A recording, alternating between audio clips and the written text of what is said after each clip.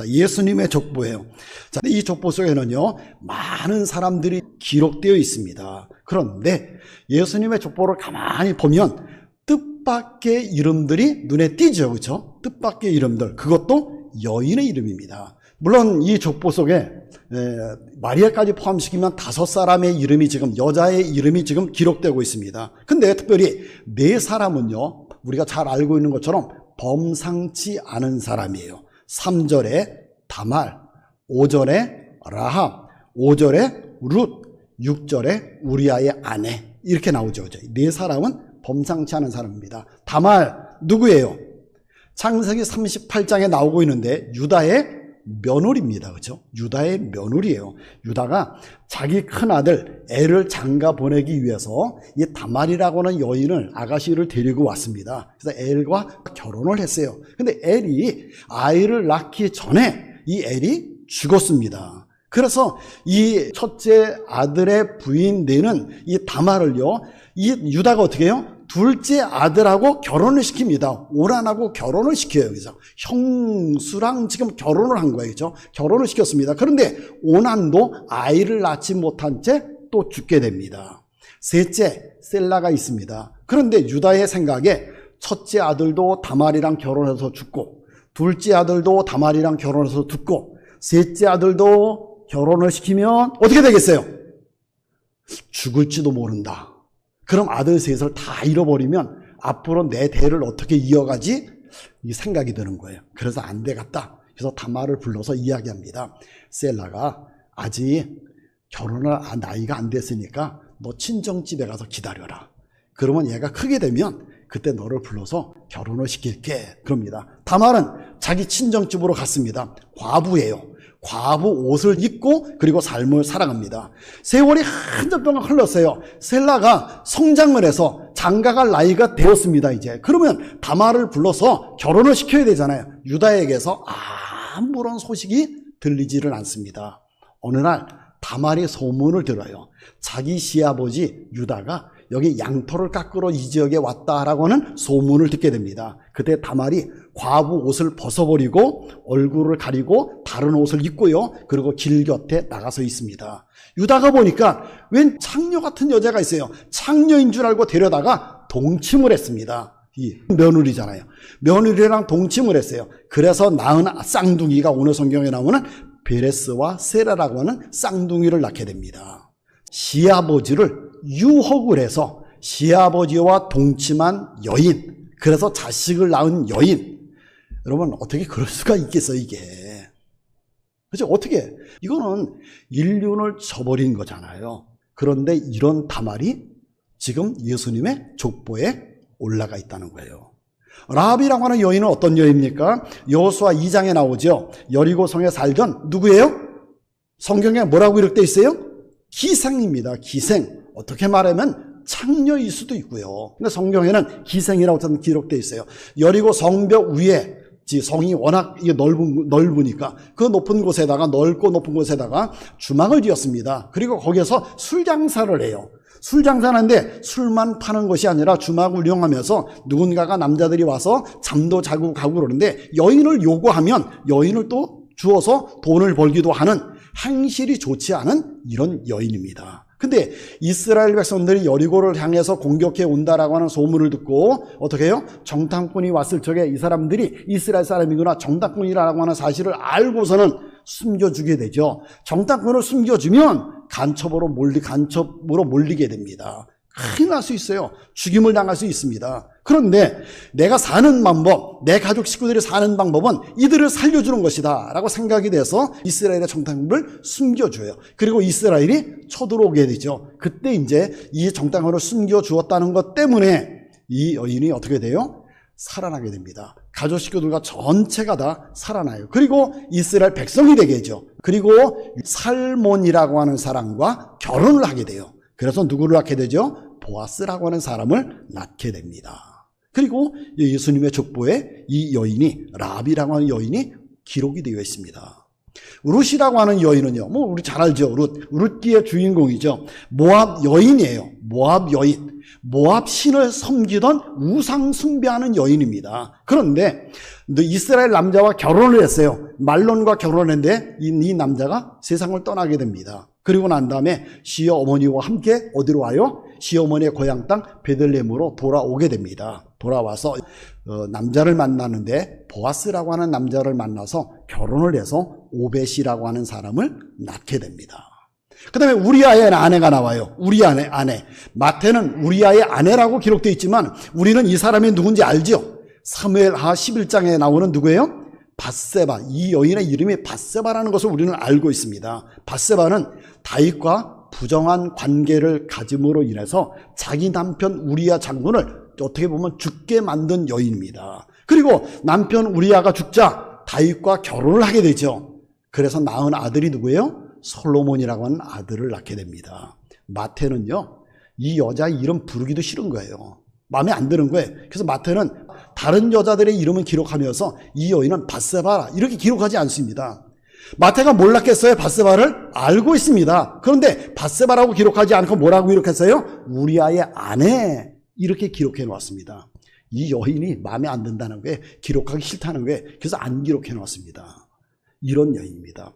여러분, 이렇게 거룩한 예수님의 족보에 여인들의 이름이 기록되어 있다고 하는 사실입니다. 그것도 이 여인들의 특징 우리 보았잖아요. 그렇죠? 어떤 여자는 기생, 어떤 여자는 시아버지를 유혹해서 관계를 갖고, 어떤 여인은 이방에서 우상 섬기던 여인, 또 이 밧세바는 또 어때요? 다윗하고 불륜의 관계를 맺고 다 여인으로서 본이 되지 못하는 이런 여인들입니다. 그래서 제목을 이렇게 붙여봤어요.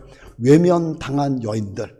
그러니까 사람들로부터 외면을 당할 수밖에 없는 이런 여인입니다. 사람들이 외면할 수밖에 없는 이런 여인들입니다. 근데 궁금한 것은 이런 여인들이 어떻게 예수님의 족보에 기록될 수 있었을까 하는 것입니다. 이런 여인들을 왜 예수님의 족보에다가 기록해 놓았을까? 한번 생각해 보세요. 만일 여러분의 가문의 족보에다가 이런 여인들을 기록해 놓았다고 하면 여러분은 어떤 생각이 드시겠어요? 여러분들의 기분은 어떠시겠어요? 별로 안 좋을 것입니다. 누가 이런 사람을 당당하게 족보에다 기록을 해서 자랑하겠어요? 그런데 성경이 이 여인들을 예수님의 족보에다가 왜 기록해 놓았을까? 그것도 다른 분도 아니고 누구예요? 예수님이잖아요. 예수님의 족보, 거룩하신 분이잖아요. 구원자이신 분이시잖아요. 이런 분의 족보에다가 왜 외면당하는 여인들을 기록해 놓았을까? 여러분, 4명의 여인이 예수님의 족보에 등장한 것은 우연이 아니죠. 그렇죠? 우연히 여기 기록된 것은 아닙니다. 물론 마태가 기록했지만 누가 여기에 역사하셨어요? 하나님이 역사해 주셨습니다. 그러니까 성경을 기록하는 데는 다 성령께서 역사해 주셨습니다. 성령의 감동으로 성경이 기록된 거예요. 그러면 이 마태가 예수님의 족보를 기록할 때에도 성령께서, 하나님께서 마태가 기록할 수 있도록 그렇게 역사해 주신 것입니다. 그러면 하나님이 왜 이런 4 여인의 이름을 기록하게 하셨을까? 하나님께서는요, 이 여인들이 예수님의 족보에 기록된 것을 통해서 천국 족보에 누가 기록될 수 있는가를 보여주시는 거예요. 천국 족보에는 누가 기록될 수 있느냐라고 하는 것을 알게 해주시는 것입니다. 여러분, 천국 족보는 뭐죠? 생명책입니다. 생명책은 구원받은 사람들의 이름이 기록되어 있는 책입니다. 이 여인들을 겉으로 보면 외면당할 여인들이지만 사실은 어떤 여인들이라는 거예요? 구원받은 여인들이라는 것입니다. 이 여인들이 예수님의 족보에 기록되어 있다는 것은 이 여인들이 구원받은 여인들이다. 그리고 이 여인들이 이 땅에 예수님이 구원의 사역을 하기 위해서 오실 때에 구속 사역에 이 여인들이 기여했기 때문에 기록해 놓았다는 것입니다. 이것을 보면 예수님의 천국 족보, 예수님의 가지고 있는 생명책에는 누가 기록되어 있는지를 우리가 알 수 있습니다. 그럼 한번 생각해 보세요. 예수님의 족보, 천국 족보에 내 이름 거기 있을까?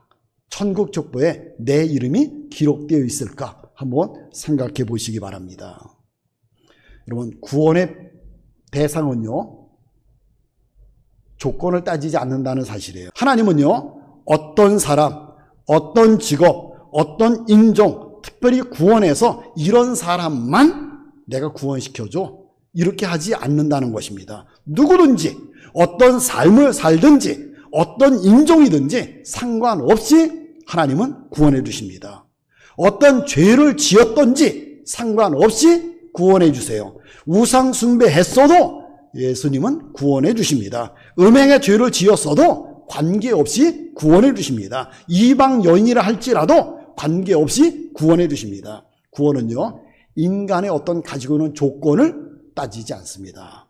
누구라도 하나님은 구원해 주십니다. 그리고요, 구원은 전적인 하나님의 긍휼이라는 것을 보여줘요. 이 여인들 모두 다 구원의 필요성이 뭔가가 있다고 하면 그 조건을 갖추기에는 합당하지 않은 여인들입니다. 그렇죠? 아까 우리가 보았잖아요. 오히려 구원의 조건보다는 어떤 것을 받아야 돼요? 지탄을 받아야 돼요.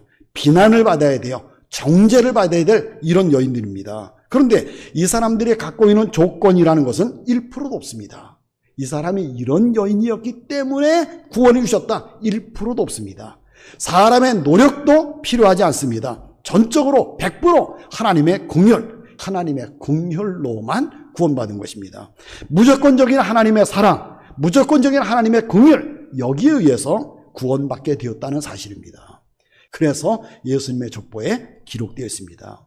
또 누구든지 하나님의 언약 안에서 구원받을 수 있다는 것을 제시해준 모델이에요. 누구든지 구원받을 수, 이런 여인도 구원받았다고 하면 나도 구원받을 수 있지, 이 정도의 여인도 구원받았는데 나는 뭐 당연히 구원받을 수 있지, 이런 것을 제시해준 여인입니다. 나뿐만 아니라 내 가족 식구들도 구원받을 수 있다는 것을 모델로 보여준 여인들입니다. 여러분, 이런 얘기가 있습니다. 호랑이는 죽어서 가죽을 남기고 사람은 죽어서 이름을 남긴다. 그래서 사람들은 이름을 남기기 위해서 여러 가지 노력들을 하고 있습니다. 돌 위에다가 자기 이름을 써놓는 사람도 있고, 나무에다가 심지어 자기 이름을 새겨놓는 사람도 있고요. 어떤 사람들은 업적을 쌓아서 자기의 이름을 좀 남기려고 하는 그런 사람들도 있습니다. 자신의 이름을 남기려고 명예스러운 일들을 해나가는 사람들도 있습니다. 그리고 어떤 사람들의 이름은요, 영원히 기록하기 위해서 동상을 만드는 것도 있어요. 형상을 만들어서 남기는 사람도 있고요. 또 후손들이 그렇게 만들어 주기도 합니다. 그리고 어떤 사람들은요, 자기의 이름을 남기기 위해서 자기의 이름을 가진 브랜드를 만들기도 합니다. 아놀드 파마 같은 거, 그렇죠? 또 길 이름도 그래. 물론 뭐 자기가 붙인 건 아니지만 어떤 사람을 길이길이 사람들이 기억하고 남기기 위해서 길 이름을 붙여주기도 합니다. 송해 선생님의 이름을 따라서 서울 종로구에 송해길이 있어요. 그렇죠? 송해길이 있습니다. 유명한 박지성 선수의 축구 선수의 이름을 기리기 위해서 수원시에는요, 지성길이 있습니다. 이렇게 사람들은요, 자신이 내 이름을 남기려고 하기도 하고요. 또 어떤 사람에 대해서는 다른 사람들이 그 사람의 이름을 남기도록 만들어 주기도 합니다. 근데 이 모든 사람들의 이름은 다 어디에서만 기억되는 이름들이에요? 이 땅에서만 기억되는 이름들입니다. 또 얼마 동안 사람들이 기억해 주겠어요?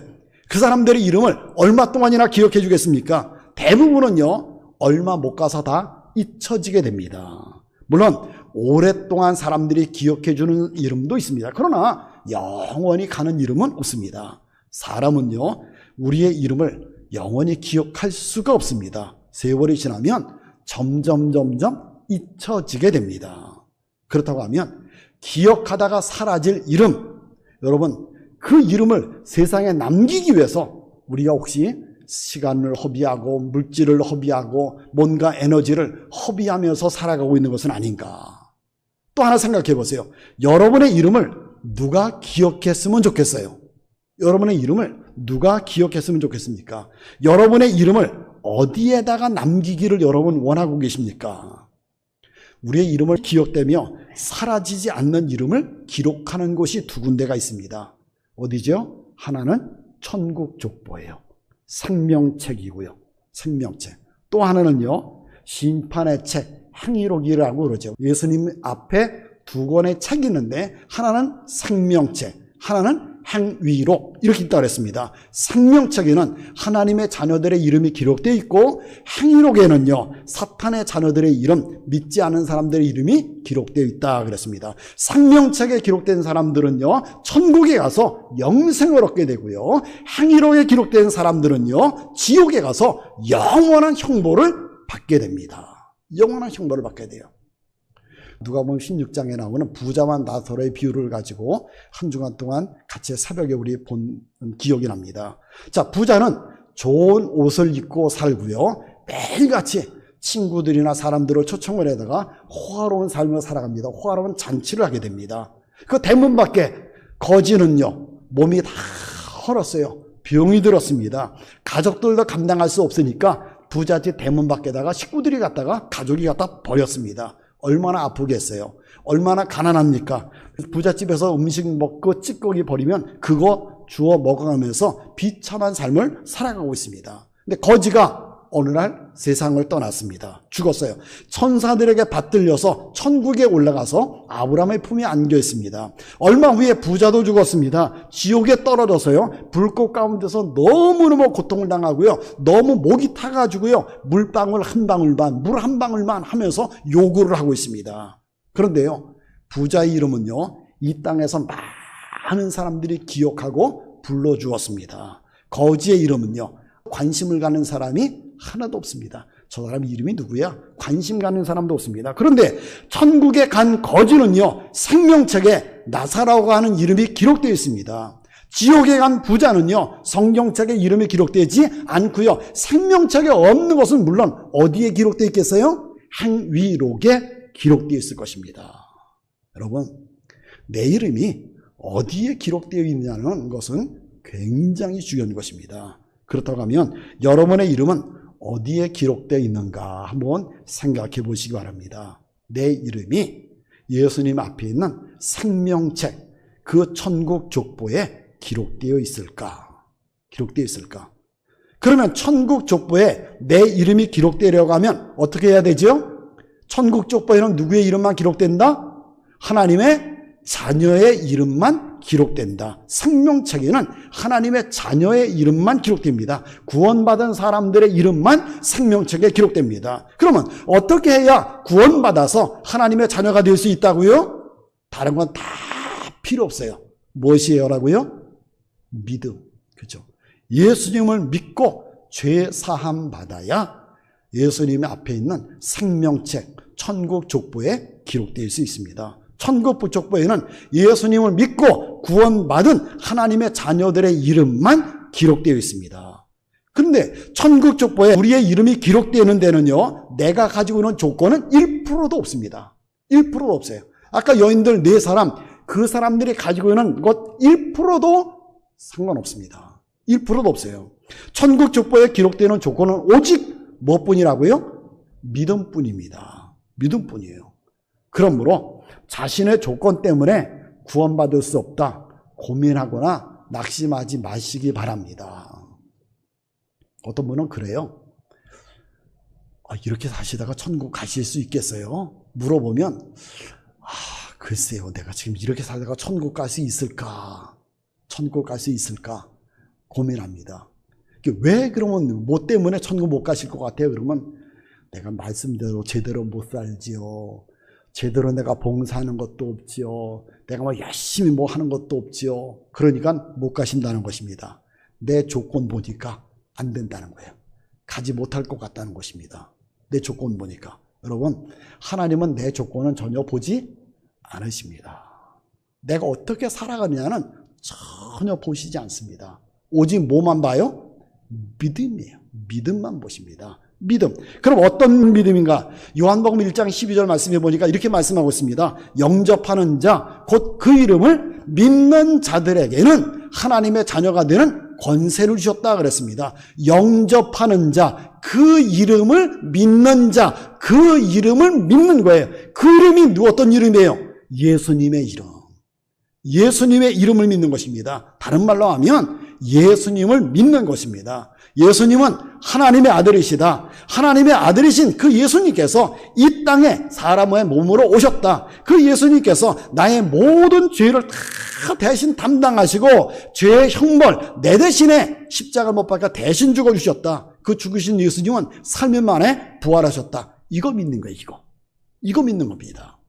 내가 신앙생활 열심히 하는 거, 내가 뭐 봉사 열심히 하는 거, 이것 가지고 구원받는 거 절대로 아닙니다. 그거는 상급이에요. 상급. 나중에 천국에 가서 무슨 상을 주느냐, 내가 무슨 면류관을 받느냐, 그거는 이제 그것 가지고 받는 거예요. 이 땅에 살아가는 동안에 내가 얼마나 열심히 헌신했느냐, 얼마나 열심히 봉사했느냐, 얼마나 열심히 말씀대로 살아가느냐, 이거에 따라서 상 받는 거지 구원하고는 전혀 상관없습니다. 구원은 믿음으로 받고 상은 행위로 받는 거예요. 이 땅의 복은 행위로 받는 것입니다. 구원은 뭐로 받는다? 믿음으로 받는다. 상은 무엇으로 받는다? 행위로 받는다. 복은 무엇으로 받는다? 행위로 받는 거예요. 행한 대로, 힘은 대로 받는 거예요. 상과 복은 행한 대로 받는 것입니다. 근데 구원은요, 믿음으로요. 누구를 믿음으로? 예수 그리스도를 믿음으로. 그래, 예수님이 나의 구원자이시다. 예수님이 나를 대신해서 대신 십자가 못 박혀 죽어주셨다라고 하는 사실만 믿으면 누구든지 죄 용서받고, 죄 용서받았으니까 하나님의 자녀가 되고, 하나님의 자녀가 되었으니까 생명책 천국 족보에 기록이 되는 것입니다. 그렇다고 하면 여러분 예수님 믿으세요? 예수님 믿으십니까? 예수님이 하나님의 아들이신 것을 믿으세요? 예수님이 나를 대신해서 십자가 못 박혀 대신 형벌 받아주셨다, 대신 죽어주셨다 믿으십니까? 그래요. 그러면 한번 생각해 보세요. 내 이름이 그럼 생명책에 기록되어 있는가? 여러분의 이름이 생명책에 기록되어 있다고 믿으십니까? 그렇게 확신하세요? 구원받았다고 확신하세요? 지금 죽어도 천국 갈 수 있다고 확신하십니까?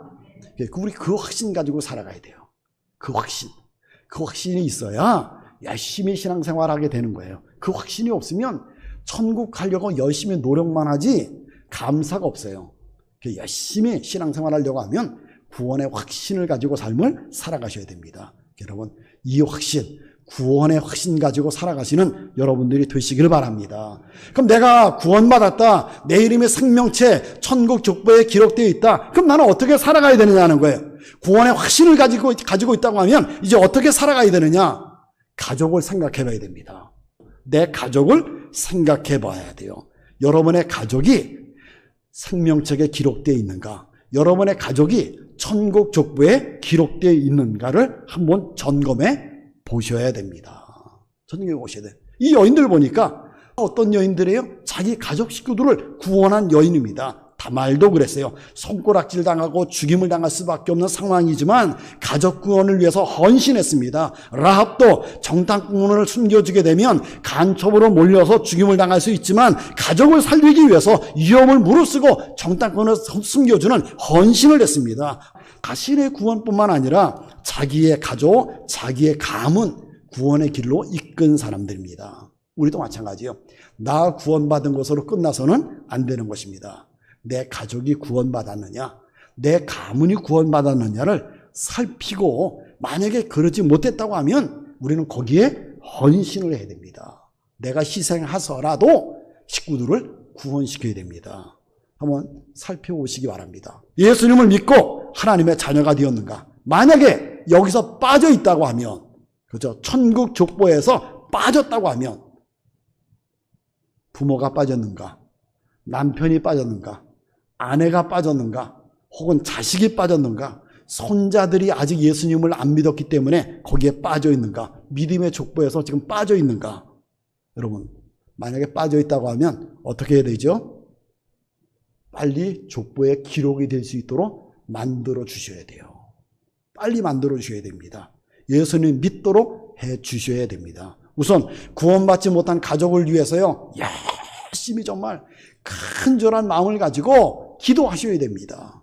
우선 그 영혼들을 구원해달라고 하나님 앞에 기도하셔야 돼요. 그리고 절박하고 정말 급한 마음을 가지고 언제 어떻게 될지 모르잖아요. 오늘 밤이라도 예수님 오시게 되면 그 사람들은 어떻게 되는 거예요? 족보에 올라가지 못한 사람은 어떻게 되는 거예요? 또 오늘 밤이라도 무슨 일이 생기게 되면 그 구원받지 못한 사람들은 어디로 가는 거예요? 그러므로 절박하고 급한 마음을 가지고 빨리 예수님의 이야기를 해주고 그들이 예수님 믿도록 만들어 줘야 됩니다.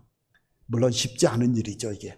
그렇죠? 쉽지 않은 일이지만 여기에 우리는 헌신을 해야 돼요. 그래서 내 가족들이 다 믿음의 족보에 올라가도록, 천국 족보에 올라가도록, 기록이 되도록 그렇게 만들어 주어야 될 것입니다. 여러분이 이 일에 헌신을 해서 여러분의 가족 모두가 다 천국 족보 생명책에 기록되어서 가족 모두가 다 예수님 믿고 구원받는 역사가 일어나게 되기를, 같이 천국 가는 역사가 있게 되기를 주님의 이름으로 축원합니다.